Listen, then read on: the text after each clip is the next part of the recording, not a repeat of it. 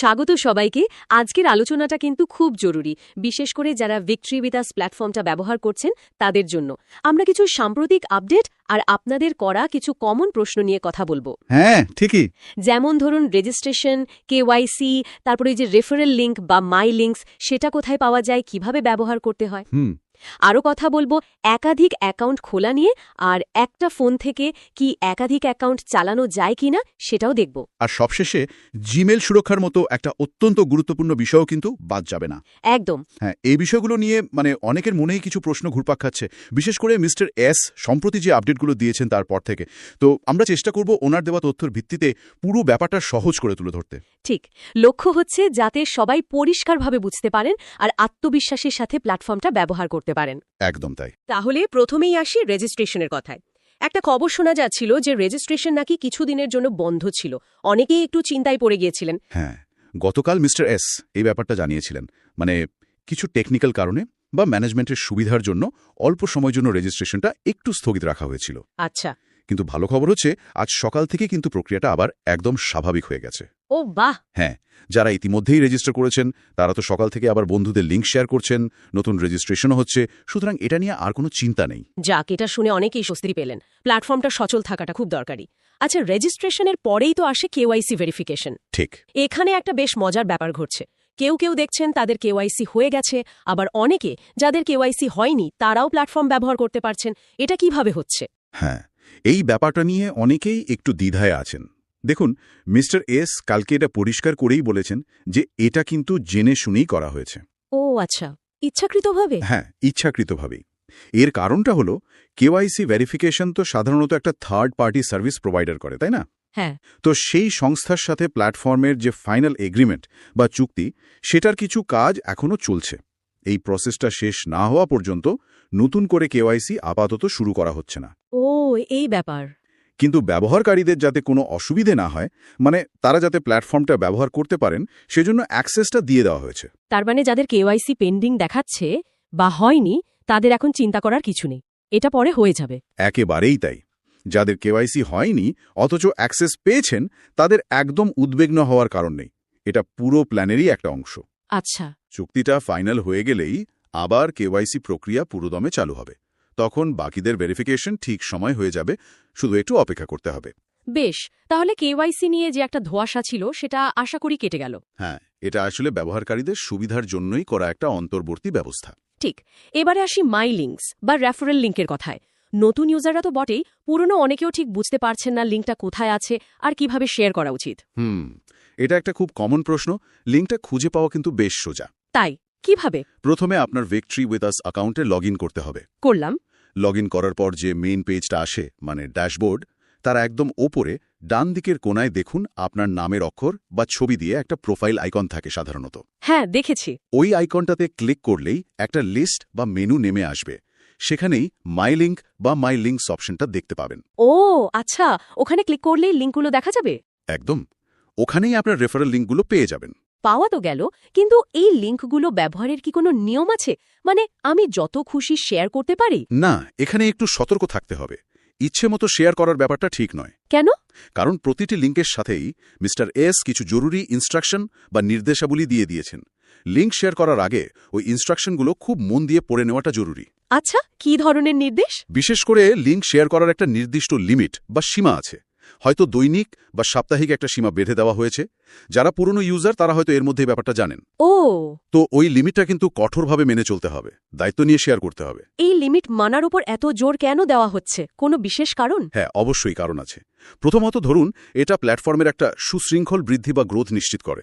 যদি সবাই একসঙ্গে আনলিমিটেড লিঙ্ক শেয়ার করতে থাকে তাহলে সিস্টেমে চাপ পড়তে পারে, অপব্যবহারও হতে পারে। বুঝতে পারছি। দ্বিতীয়ত, এটা ব্যবহারকারীদের মধ্যে একটা দায়িত্ববোধ তৈরি করে। আপনি যখন কাউকে আপনার লিঙ্কে আনছেন, আপনি শুধু একটা লিঙ্ক দিচ্ছেন না, আপনি প্ল্যাটফর্মটাকে তার কাছে রিপ্রেজেন্ট করছেন। ঠিক কথা। তাই নিয়ম মেনে ভেবেচিন্তে শেয়ার করাটা প্ল্যাটফর্মের ভালো পরিবেশ আর লং টার্ম সাকসেসের জন্য খুব দরকারি। এটা আমাদের সবার দায়িত্ব, বুঝলেন তো? হ্যাঁ, একদম। লিঙ্ক শেয়ার করাটাও একটা দায়িত্বের কাজ, শুধু লোক বাড়ানোর জন্য নয়। খুব গুরুত্বপূর্ণ পয়েন্ট। ঠিক। এবার আসি অ্যাকাউন্ট নিয়ে কিছু জটিল প্রশ্নে। সবচেয়ে বেশি শোনা যায় যে প্রশ্নটা, সেটা হলো আমি কি আমার নিজের নামে একাধিক অ্যাকাউন্ট খুলতে পারি? হ্যাঁ, এই প্রশ্নটা তো প্রায় সকলেই করছেন দেখছি। এর উত্তরটা বুঝতে হলে প্ল্যাটফর্মের যে বেসিক স্ট্রাকচার মানে মূল গঠনটা সেটা একটু বুঝতে হবে। বলুন। এখানে মেনলি 3টে ধাপ আছে, তাই না? রেজিস্ট্রেশন, তারপর ইমেল ভেরিফিকেশন, আর সবশেষে কেওয়াইসি। হ্যাঁ। কেওয়াইসি মানে কি? আপনার আইডেন্টিটি ভেরিফিকেশন, আপনার পরিচয় যাচাই, যেটা সাধারণত আপনার কোনো সরকারি পরিচয়পত্র যেমন আধার কার্ড, ভোটার কার্ড বা পাসপোর্ট দিয়ে করা হয়। ঠিক। এখন আপনিই বলুন, আপনার একটা আধার কার্ড দিয়ে কি 10টা অ্যাকাউন্টের কেওয়াইসি ভেরিফাই করা সম্ভব বা নিয়ম অনুযায়ী? ঠিক না, তা তো সম্ভব নয়, নিয়মও নয়। ঠিক তাই।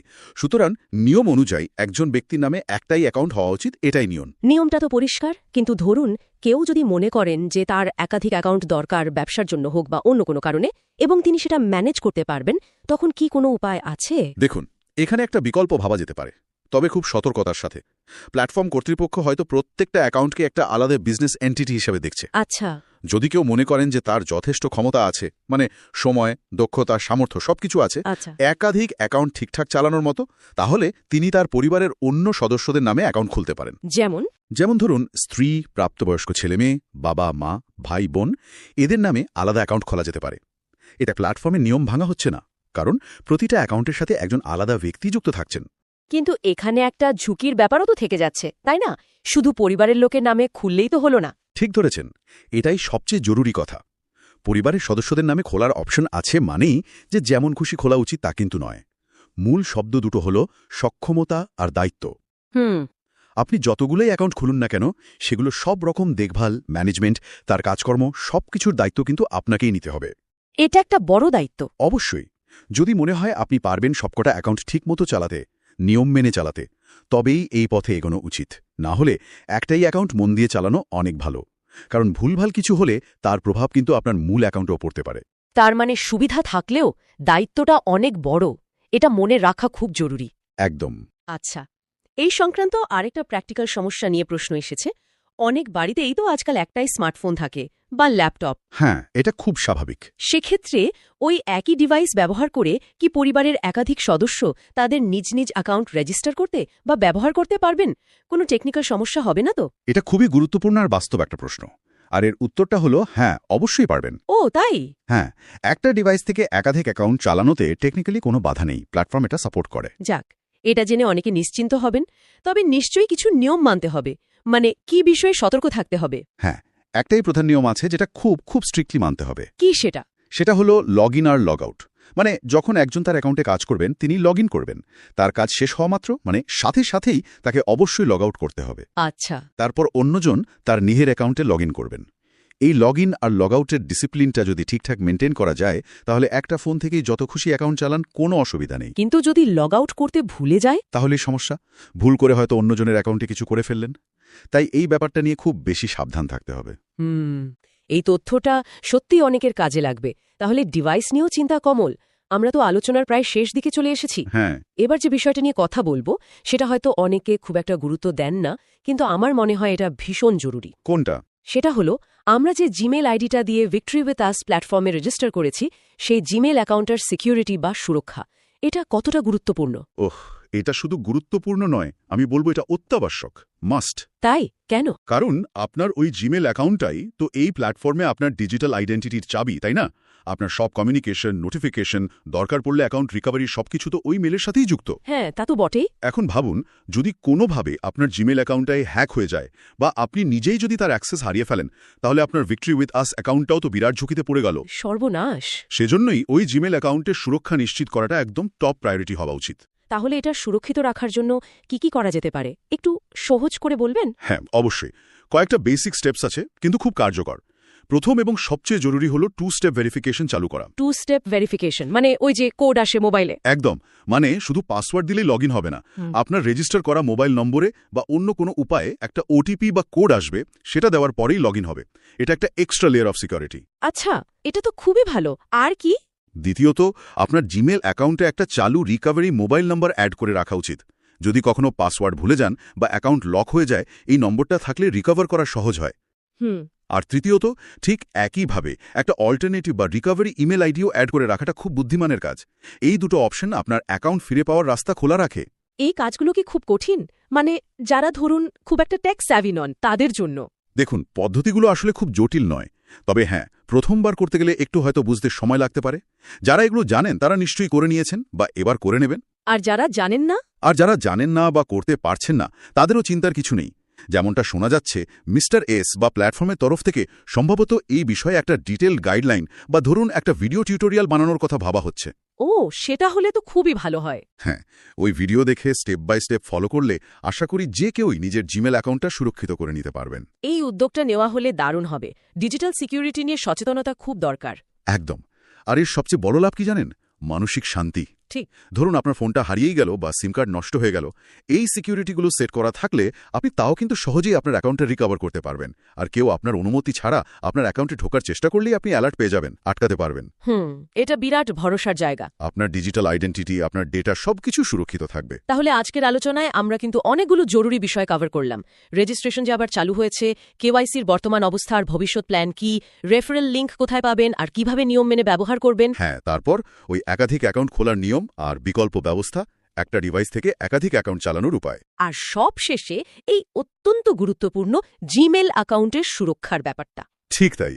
আমার মনে হয় এই সব তথ্য আর নিয়মকানুনগুলো শুধু এই প্ল্যাটফর্মটা ব্যবহার করার জন্যই জরুরি নয়, এগুলো আসলে বৃহত্তর ডিজিটাল জগতে আমাদের নিজেদের ডেটা আর আইডেন্টিটি বাঁচানোর গুরুত্বটাও মনে করিয়ে দেয়। একদম ঠিক বলেছেন। আমরা অনলাইনে যাই করি না কেন তার সাথে একটা দায়িত্ববোধ কিন্তু জড়িয়ে থাকে। আশা করি আজকের আলোচনাটা আমাদের বন্ধুদের প্ল্যাটফর্মটা আরও ভালোভাবে বুঝতে আর ব্যবহার করতে সাহায্য করবে এবং তাদের ডিজিটাল সিকিউরিটি নিয়েও একটু সচেতন করে তুলবে। সেটাই আশা করি। আমাদের আজকের আলোচনা আমরা এখানেই শেষ করছি। আশা করি এই তথ্যগুলো আপনাদের কাজে লাগবে। যদি এই বিষয়গুলো নিয়ে আপনাদের মনে এখনো কোনো প্রশ্ন থাকে বা অন্য কিছু জানার থাকে তাহলে অবশ্যই নিচে কমেন্ট করে জানাতে পারেন। হ্যাঁ, আপনাদের প্রশ্ন বা মতামত পেলে আমাদেরও ভালো লাগবে। আমাদের সঙ্গে থাকার জন্য অনেক ধন্যবাদ।